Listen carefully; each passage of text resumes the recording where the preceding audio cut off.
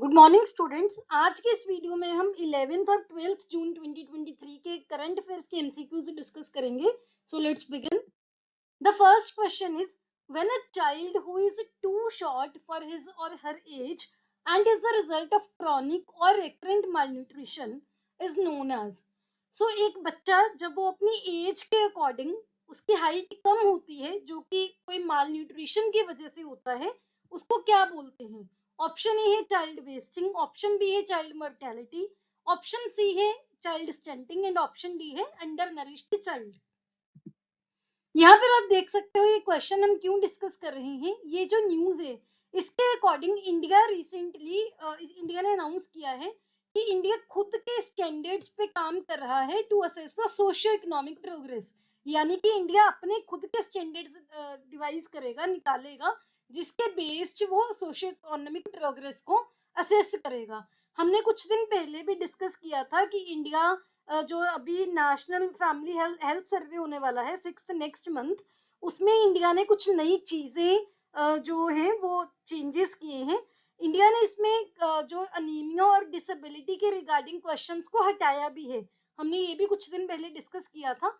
तो आपको ये पता होना चाहिए कि इंडिया ने बोला है कि जो हम इंटरनेशनल डेटा पैरामीटर्स यूज करते हैं, one size fit all approach use करते हैं, वो इंडिया की इकोनॉमिक प्रोग्रेस को मेजर करने के लिए, सोशियो इकोनॉमिक प्रोग्रेस को मेजर करने के लिए सही नहीं है।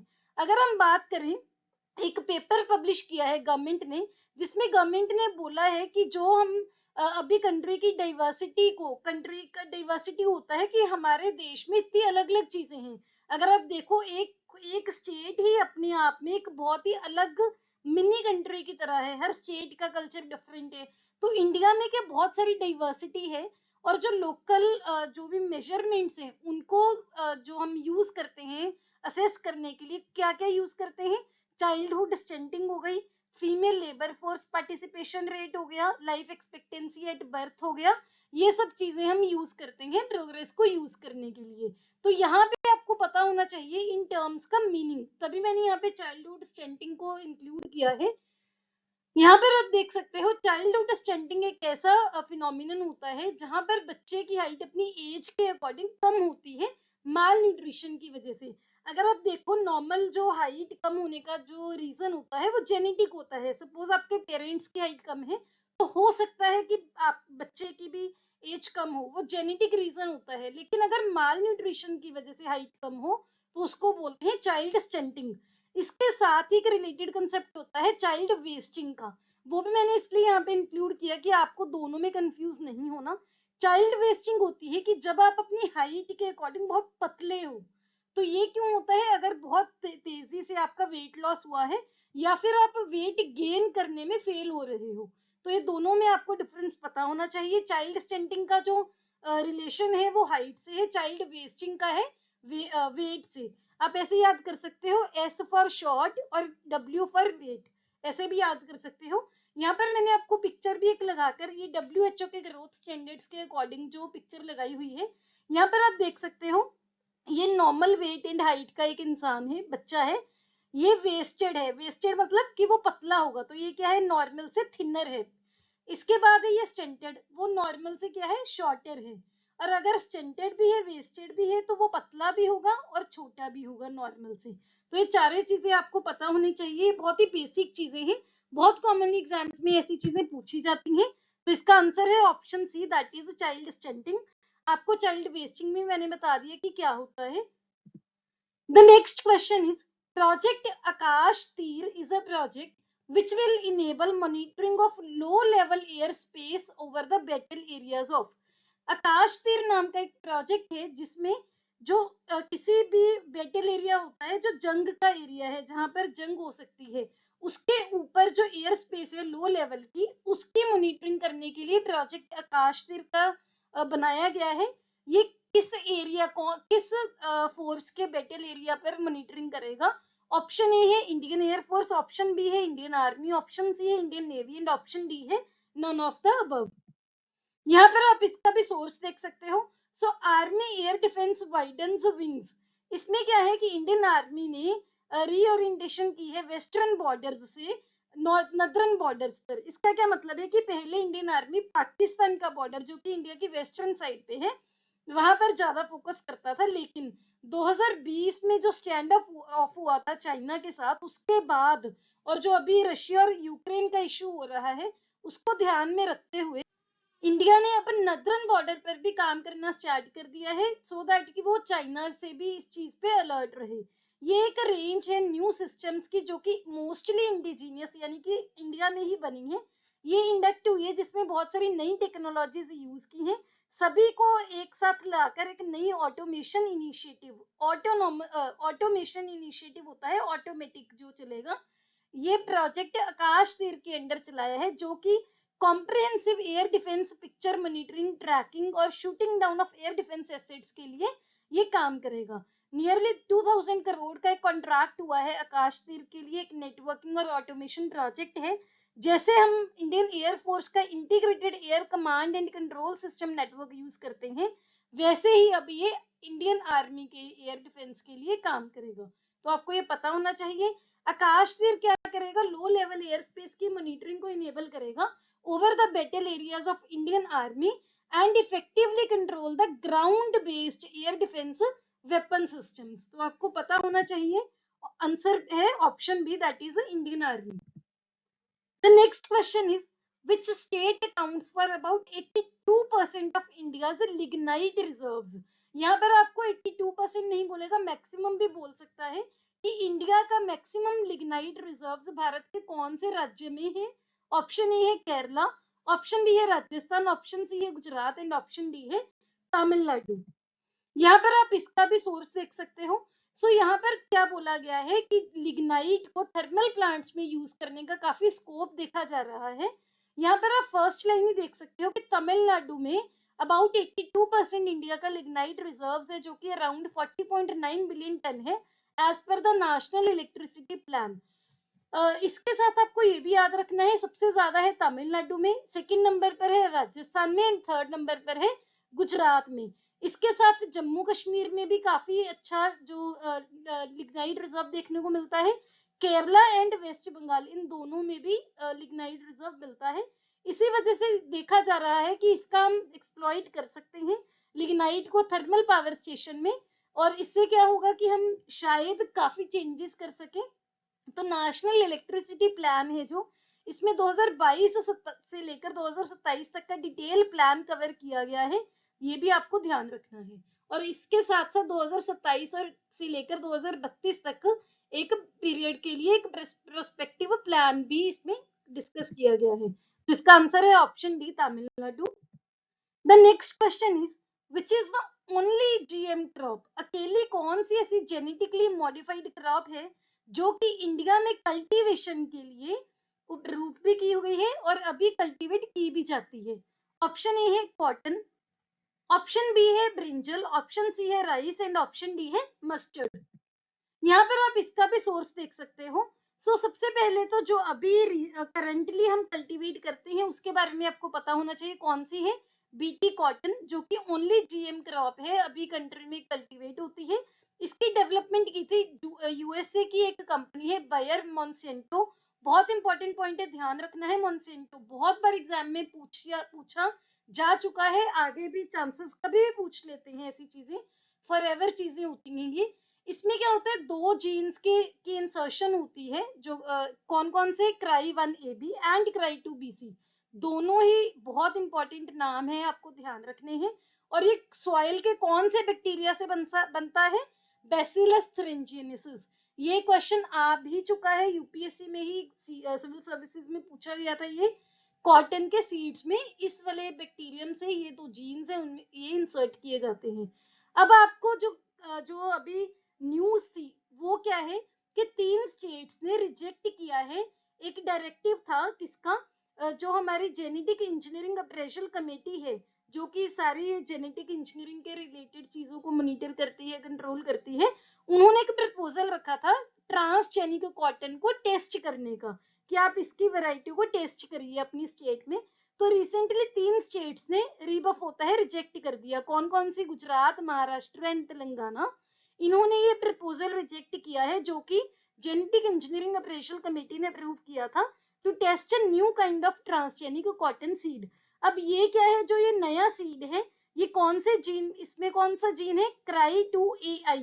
यहाँ पे क्या है, CRY1AB, यहाँ पे है CRY2AI। ये दोनों को आपको ध्यान रखना है।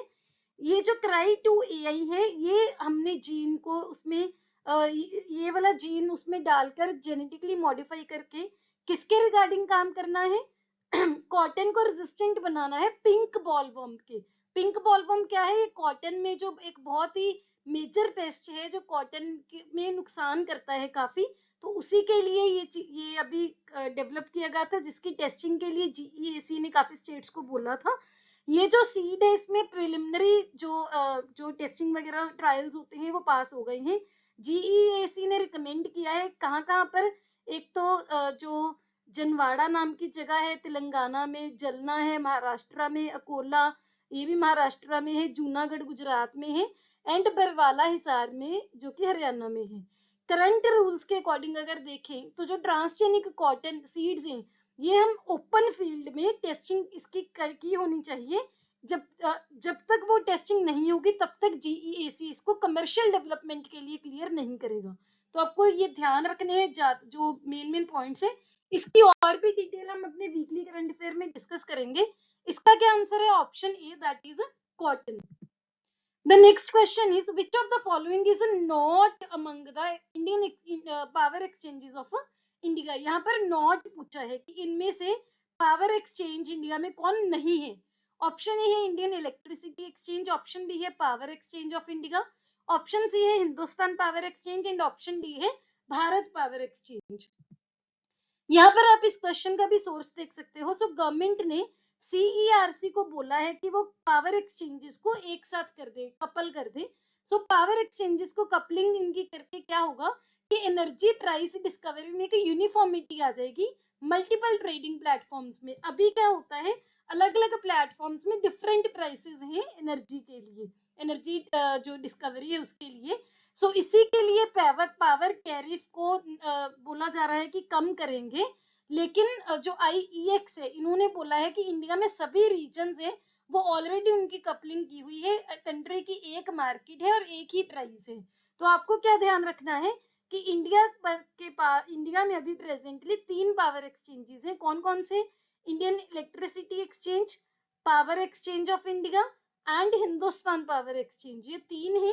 तीनों आपको ध्यान रखने हैं।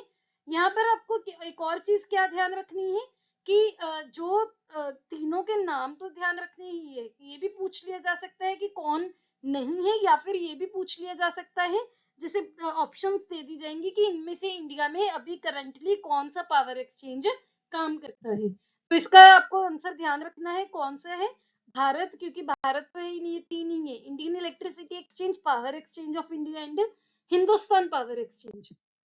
आगे हम बात करते हैं, M Shrishakar made history in Diamond League which was held in Paris recently. He is related to which sport? So M Shrishakar नाम के एक प्लेयर ने, इंडिया के एक प्लेयर ने, जो पेरिस में डायमंड लीग हुई थी वहां पर हिस्ट्री क्रिएट की है, वो कौन से खेल से रिलेटेड है। ऑप्शन ए है वो डिस्कस थ्रोअर है, ऑप्शन बी है वो जैवलिन थ्रोअर है, ऑप्शन सी है लॉन्ग जंप के साथ रिलेटेड है, एंड ऑप्शन डी है शॉर्ट पुट के साथ रिलेटेड है। यहाँ पर आप न्यूज देख सकते हो, Shri Shankar makes history with the long jump, और उनको कौन सा उन्होंने मेडल जीता है, ब्रॉन्ज मेडल जीता है। इनके बारे में आपको ये भी ध्यान रखना है कि कॉमनवेल्थ की गेम्स में ये सिल्वर मेडल ले चुके हैं। तो इन्होंने रिसेंटली पेरिस में जो डायमंड लीग हुई थी उसमें हिस्ट्री क्रिएट की है। इसके साथ आपको ये भी ध्यान रखना है कि ये अकेले तीसरे ऐसे इंडियन हैं जिन्होंने ये जो रिकॉर्ड क्रिएट किया है, जिन्होंने डायमंड लीग में मेडल जीता है। पहले कौन थे, विकास गोबड़ा जो कि डिस्कस थ्रोअर हैं, उसके बाद नीरज चोपड़ा जो कि जैवलिन थ्रोअर हैं। नीरज चोपड़ा के बारे में भी हमने कुछ दिन पहले ही डिस्कस किया था। तो आपको M श्रीशंकर जी का नाम भी ध्यान रखना है, ये उनकी पिक्चर है, आप देख सकते हैं, ये लॉन्ग जंप से रिलेटेड है। तो इसका आंसर है C option, long jump. Next question is, the maiden होता है पहली trilateral maritime exercise between the navies of India, France and UAE कहां पर हुई है। ऑप्शन ए है gulf of Oman, option B है पाक स्ट्रेट, ऑप्शन सी है gulf of Aden, and option D है पर्शियन गल्फ। यहाँ पर आप देख सकते हो इस क्वेश्चन का सोर्स। So India, France and UAE ने एक एक्सरसाइज रिसेंटली की है, कहाँ पर, गल्फ ऑफ ओमान में। ये maiden trilateral maritime partnership exercise थी जो कि 7 और 8 जून को हुई है। इंडिया की साइड से आईएनएस तरकश ने पार्टिसिपेट किया था। गल्फ ऑफ ओमान की अगर आप थोड़ी सी लोकेशन देखो मैप पर, ये गल्फ ऑफ ओमान है जो कि पर्शियन गल्फ को किससे कनेक्ट करता है, अरेबियन सी से। यहाँ पर आप ये भी बोल सकते हो कि जो अरेबियन सी है इसको gulf of Oman strait of Hormuz से कनेक्ट करता है, जो कि आगे पर्शियन गल्फ में जाती है। अगर हम कंट्रीज की बात करें तो गल्फ ऑफ ओमान का जो बॉर्डर है किस किस के साथ लगता है, ईरान के साथ, पाकिस्तान के साथ, ओमान के साथ और यूनाइटेड अरब एमिरेट्स यानी कि यूएई के साथ। तो ये जो वाटर बॉडीज है इनका नाम भी और जो कंट्रीज है ये भी आपको ध्यान रखना है। इसका आंसर है option A, that is gulf of Oman. The next question is, the International Court of Justice, the highest court of UN, is situated at. So जो International Court of Justice है जो कि UN की यानी कि United Nations की highest court है, कहाँ पर है? ऑप्शन ए है न्यूयॉर्क, ऑप्शन बी है द हेग, ऑप्शन सी है जिनेवा एंड ऑप्शन डी है मनीला। यहाँ पर आप देख सकते हो इस क्वेश्चन का सोर्स। सो रिसेंटली यूक्रेन के अलाइज ने यानी कि जो यूक्रेन की साइड है उन्होंने बोला है कि हम रशिया के साथ लीगली एक फाइट करेंगे, कहाँ पर, यूएन की कोर्ट में, इंटरनेशनल कोर्ट ऑफ जस्टिस में। So international court of justice ने ग्रीन लाइट दी है यूक्रेन के वेस्टर्न अलाइज को कि वो उनको उनकी लीगल फाइट में सपोर्ट करेंगे अगेंस्ट रशिया। तो आपको ये ध्यान रखना है कि इसमें क्या है, 32 कंट्रीज जिसमें फ्रांस, ब्रिटेन, जर्मनी ये भी इंक्लूडेड हैं जो यूक्रेन को सपोर्ट कर रहे हैं। तो ये इसमें लीगल वो करेंगे, एक्शन लेंगे, लीगल फाइट करेंगे। जो आईसीजे है, इंटरनेशनल कोर्ट ऑफ जस्टिस, इसको वर्ल्ड कोर्ट के नाम से भी जाना जाता है, जो कि यूएन का एक प्रिंसिपल जुडिशियल ऑर्गन है। इसकी एस्टैब्लिशमेंट हुई थी जून 1945 में यूएन के एक चार्टर के अंडर, जो कि अप्रैल 1946 में इसने काम स्टार्ट किया था। इसके जो सीट है कहाँ पर है, द हेग, नीदरलैंड के पीस पैलेस में। बहुत इंपॉर्टेंट पॉइंट है, इसमें 15 जजेस होते हैं, सभी अलग अलग देशों से होते हैं, जो कि जिनका टेन्योर होता है 9 साल का। और कौन इसको इलेक्ट करता है, UN general assembly and UN security council. सभी पॉइंट्स आपको ध्यान रखने हैं, बहुत इंपॉर्टेंट पॉइंट्स हैं। तो इसका क्या आंसर है, option B, that is the Hague, जो कि नीदरलैंड में है। The next question is, recently Russia announced to deploy nuclear weapons in which country? Russia ने रिसेंटली अनाउंस किया है कि वो कौन से देश में न्यूक्लियर वेपन्स डिप्लॉय करेगा। ऑप्शन ए है बेलारूस, ऑप्शन बी है पोलैंड, ऑप्शन सी है रोमानिया एंड ऑप्शन डी है एस्टोनिया। यहाँ पर आप इस क्वेश्चन का भी सोर्स देख सकते हो, रशिया डिप्लॉय करेगा न्यूक्लियर वेपन्स कहाँ पर, बेलारूस में, कब, जुलाई में। तो रशिया ने बोला है कि वो न्यूक्लियर वेपन्स को डिप्लॉय करना बेलारूस में स्टार्ट करेगा जुलाई 7 8 को। ये मॉस्को का यानी कि रशिया का पहला ऐसा मूवमेंट होगा जिसमें रशिया के आउटसाइड वो ऐसे बॉम्ब वो करेंगे, जो ये डिप्लॉय करेंगे न्यूक्लियर वेपन, जब से सोवियत यूनियन का फॉल हुआ है। तो यूएसएसआर आपको पता है कि पहले कंबाइंड था, बाद में डिसइंटीग्रेशन के बाद रशिया और बहुत सारे देश बन गए थे अलग अलग। तो आपको ये ध्यान रखना है कि ये पहला, इतने सालों बाद मॉस्को का पहला ऐसा मूवमेंट है किसी और देश में। तो आपको ये ध्यान रखना है, बहुत इंपॉर्टेंट पॉइंट है। बेलारूस की थोड़ी सी लोकेशन भी आपको देखनी चाहिए। रशिया के साथ ये बॉर्डर शेयर करता है, इसकी कैपिटल है मिन्स्क। इसके बाद इसका बॉर्डर यूक्रेन के साथ भी लगता है, यहाँ पर लिथुआनिया के साथ भी बॉर्डर शेयर करता है, लातविया के साथ करता है, इसके बाद पोलैंड के साथ करता है। ये सभी कंट्रीज हैं। इसके बाद आपको ये भी ध्यान रखना है कि जो बेलारूस है ये एक लैंड लॉक्ड कंट्री है। आप देख सकते हैं कोई भी वाटर बॉडी इसको बॉर्डर नहीं कर रही। और यहाँ पर बाल्टिक सी और ब्लैक सी, ये दोनों आपका होमवर्क है, आपको अपने मैप पर देखना है कि बाल्टिक सी और ब्लैक सी किस किस कंट्रीज को बॉर्डर करते हैं। तो इसका आंसर है option A, that is Belarus. The last question is, Dihang Dibang Biosphere Reserve is located in, option A है अरुणाचल प्रदेश, ऑप्शन बी है राजस्थान, ऑप्शन सी है Madhya Pradesh and option D है तमिलनाडु। यहाँ पर आप देख सकते हैं दिहांग दिबांग जो बायोस्फीयर रिजर्व है कहाँ पर है, अरुणाचल प्रदेश में है। तो इसका आंसर है option A, that is Arunachal Pradesh. ये हमारे सोशल मीडिया के हैंडल्स हैं, इनके यूजर नेम है, आप हमें यहाँ पर फॉलो कर सकते हैं, आपको इनके लिंक डिस्क्रिप्शन में मिल जाएंगे। अगर आपको ये वीडियो अच्छी लगी please hit the like button, अपने दोस्तों के साथ ये वीडियो को शेयर कीजिए। Don't forget to subscribe to my channel. See you tomorrow at 8 o'clock. Have a nice day.